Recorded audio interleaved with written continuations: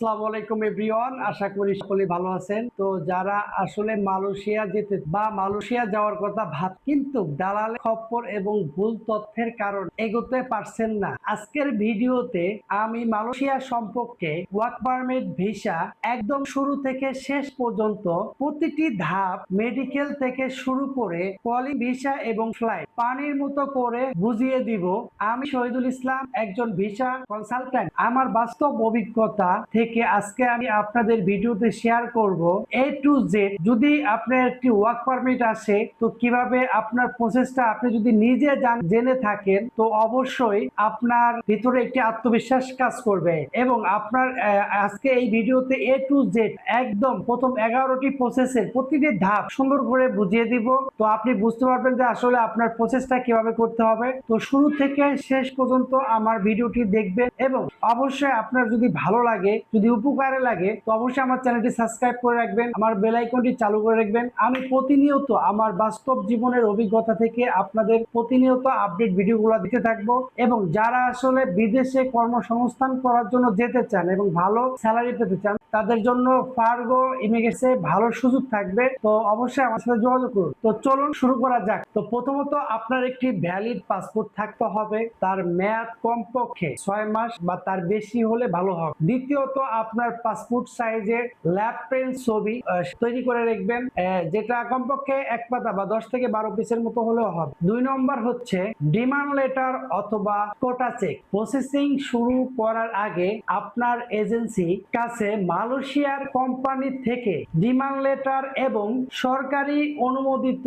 কোটা আছে কিনা তা আগে পুরোপুরি ভাবে নিশ্চিত হতে হবে। এটা আপনি অনলাইনের মাধ্যমে যাচাই করতে পারেন বা আমার এই রিলেটেড ভিডিও থাকবে, ওইখান থেকেও দেখে নিতে পারেন। 3 নম্বর ধাপ হচ্ছে বায়োমেডিকেল, অর্থাৎ সবচাইতে গুরুত্বপূর্ণ ধাপ হচ্ছে বায়োমেডিকেল। সরকারি নির্ধারিত সেন্টার থেকে এটি আপনাকে করতে হবে বাধ্যতামূলক। আপনার যদি রিপোর্ট ঠিক থাকে ইনশাল্লাহ আপনি পরবর্তী ধাপে এগোতে পারবেন। 4 নম্বর ধাপ হচ্ছে অনলাইন রেজিস্ট্রেশন এবং কলিং। মেডিকেল টেস্ট ফিট হওয়ার পর মালয়েশিয়া কোম্পানি আপনার জন্য আবেদন করবে। এটিকে সাধারণত আমরা কলিং ভিসা নামে পরিচিত থাকি বা সবাই এটা নামে চিনি, কলিং ভিসা নামে চিনি, যা হলো আপনার একটি কাজ করা প্রাথমিক অনুমতিপত্র। 5 নম্বর হচ্ছে আপনার একটি পুলিশ ক্লিয়ারেন্স সার্টিফিকেট, যেটা আপনার নিজ থানা থেকে বা নিজ জেলা এবং থানা থেকে আপনি সংরক্ষণ করবেন, যেটা আপনাকে প্রমাণ করে আপনার নামে কোনো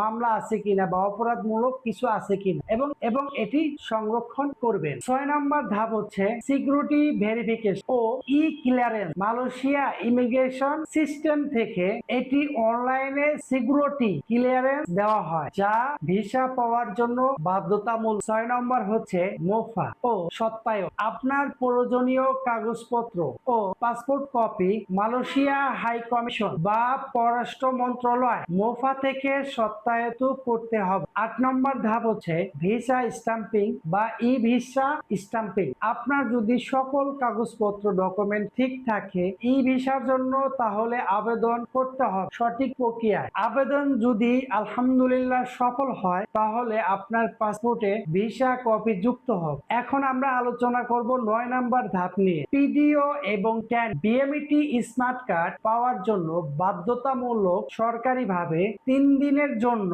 পাক বহির্গমন ওরিয়েন্টেশন বা পিডিও ট্রেনিং সম্পন্ন করতে হবে। 10 নম্বর ধাপ হচ্ছে বিএমইটি স্মার্ট কার্ড। সবশেষে আপনাকে বিএমইটি স্মার্ট বা ম্যান পাওয়ার ক্লিয়ার সার্টিফিকেট নিতে হবে। এই কার্ডটি হলো আপনার বিদেশ যাওয়ার বা গমন করার আপনার সরকারি ছাড়পত্র। বিদেশ যাওয়ার জন্য সরকারের পক্ষ থেকে বৈধ ছাড়পত্র। 11 নম্বরে হচ্ছে এয়ার টিকিট এবং ফ্লাইট, মানে আপনার সব কাজ যদি শেষ হয়ে থাকে এবং সুন্দরভাবে আল্লাহর রহমতে সফল হয়ে থাকে তাহলে ভালো একটি এয়ারলাইন কোম্পানি দেখে আপনি আপনার ফ্লাইটটি বুকিং। অবশ্যই নির্দিষ্ট সময়ের আগে চেষ্টা করবেন এয়ারপোর্টে উপস্থিত থাকার জন্য। অবশ্যই সাথে রাখবেন আপনার মূল্যবান অরিজিনাল ডকুমেন্ট গুলো। তো এই ছিল মালয়েশিয়া যাওয়ার পূর্ণাঙ্গ গাইডলাইন, সঠিক নিয়ম এবং স্বচ্ছ প্রক্রিয়ার মাধ্যমে যারা মালয়েশিয়ার কলিং ভিসা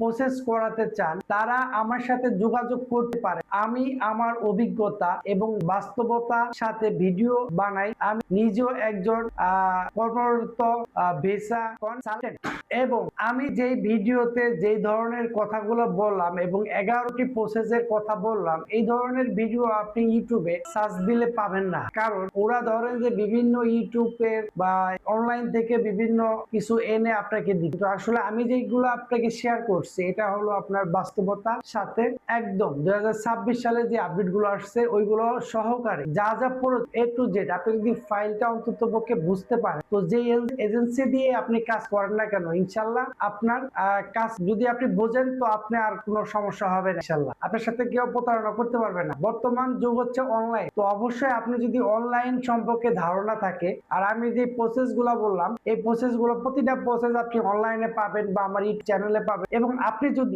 আরো কোনো প্রসেস চান বা কোনো কিছু শিখতে চান আমার ইউটিউব চ্যানেলে কমেন্ট করবেন। এবং এসকে প্লাস মিডিয়া 2023 সাল থেকে আমাদের এই যাত্রা, আমরা সব সময় চেষ্টা করি মানুষকে স্বচ্ছ ওয়েতে এবং স্বচ্ছ পথ দেখানোর জন্য। এবং আপনি যেখান থেকে কাজ করেন না কেন এটা আমার বিষয় না, আপনি আমার ভিডিও দেখে কতটুকু উপকার হলো এটা হলো মেইন বিষয়। এই বলে আমার ভিডিওটি শেষ করছি। আসসালামু আলাইকুম।